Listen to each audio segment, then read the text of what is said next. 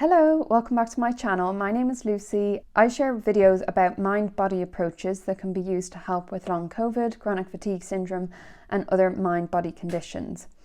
Today's video, I wanted to talk about managing stress in day-to-day life and the impact that can have on recovery. So I'm not a medical professional. This isn't medical or mental health advice. I'm just sharing things based on my own experience and my own learning using a mind-body approach. For some people, they get concerned that they are not going to make progress with their recovery or that everything will derail once a stressful life happens. And I think it's important to think about what you can do in these situations and what impact these situations might have. For a start, there are some really stressful, fear-inducing life situations that could impact recovery. So if, for instance, you are in an abusive relationship or you live with someone who makes you feel very unsafe, relationships can be quite complex, so there's different levels of that. For some people, actually, the impact that another person has who is not treating them well will be pretty significant on their nervous system and on their body and on their ability to feel safe enough to do some of the work that's involved in using a mind-body approach. Another situation that is a very real life stress is not being able to meet your basic needs. So if you have financial issues and that means that you're not able to pay your rent or you're not able to buy enough food, those are really stressful situations to be in, and they will naturally cause a sense of anxiety and fear. And again, there's a spectrum of different situations, from people who don't have anywhere to stay and they have no one to help them, to another spectrum where people have had really difficult experiences where they have had a lot of fear around finances and meeting their basic needs and getting basic help, where maybe their situation has improved since then, but that still feels like a very real fear. Or their basic needs are being met, but it still is very fear-inducing to think about those things. There are different levels of fear, and these stressful situations will affect people in different ways depending on their belief system, depending on what they learned when they were growing up about their ability to manage in these situations as well.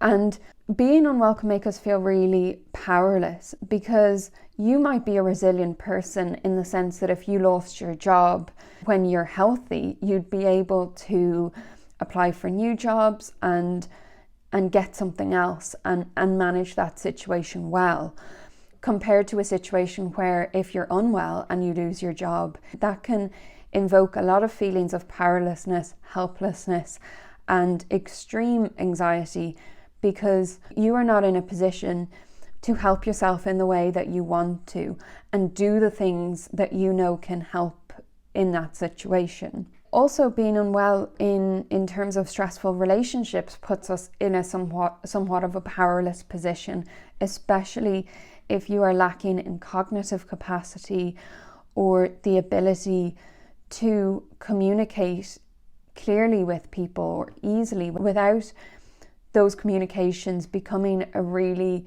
triggering emotional situation. Becoming unwell can create a lot of stress in life and a lot of situations that are not ideal, where we might need to rely on other people. We might need help from other people, and maybe it's hard to find that help. We might be concerned about finances and basic needs. We might be concerned about our ability to take action in some of these situations.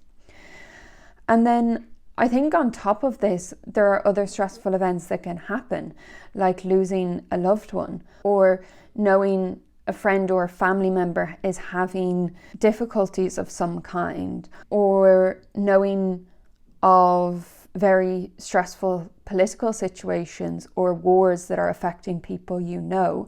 There are so many different stressful situations that can arise during the time that you're unwell or that you're taking time to try to recover. And it can be helpful to reflect on some of these situations. The reason that I talk about people in extreme stressful situations, like not having their basic needs met or being stuck in an abusive relationship, is because I don't want people to think that I'm saying, oh, just do X, Y, and Z and you'll be fine. Because for some people, this is really real and it is very stressful and it is likely affecting their body.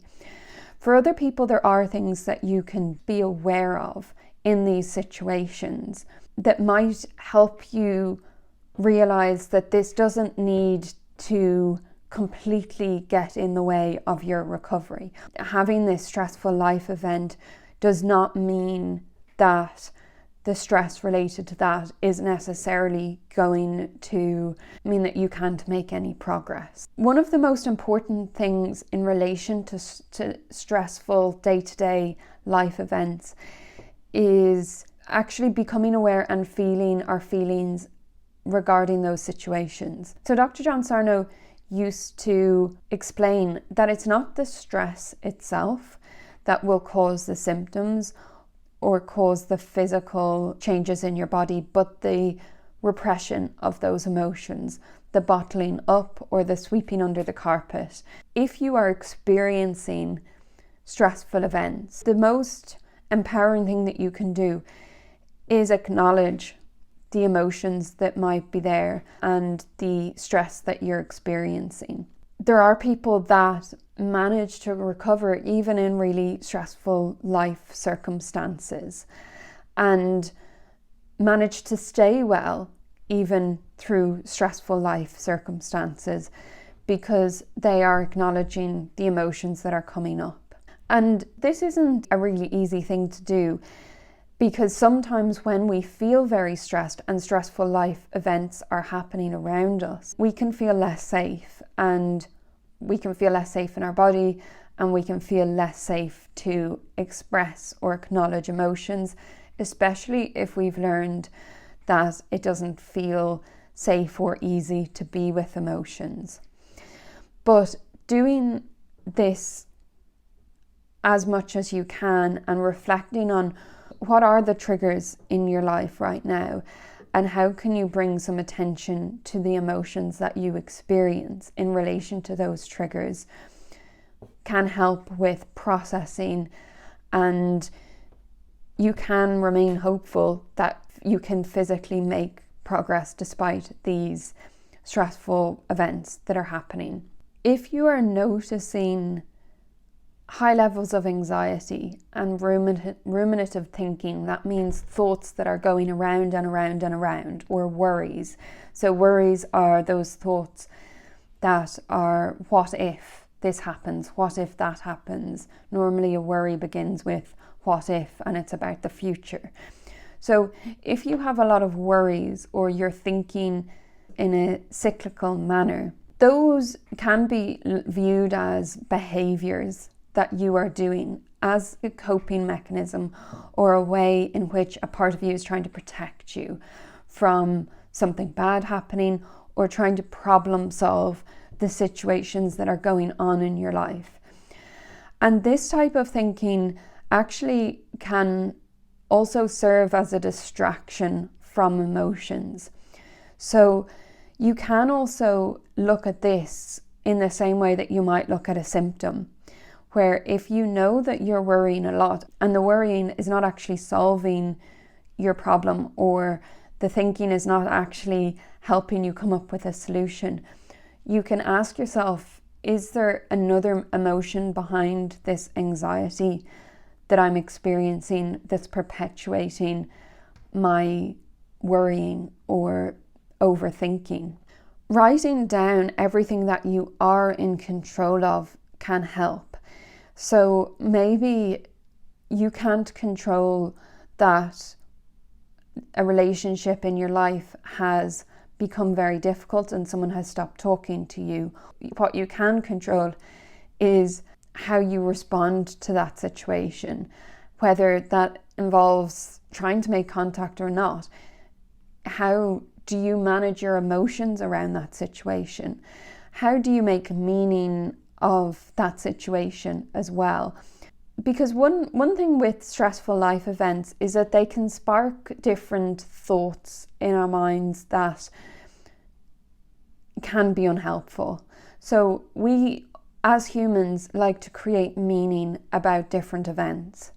So if something really awful has happened and has caused a lot of stress and upset in your life, and the meaning that you have made out of this is that it's my fault, I'm a bad person, I didn't handle this well, then that's going to lead to a lot of internal stress and difficulty around that situation.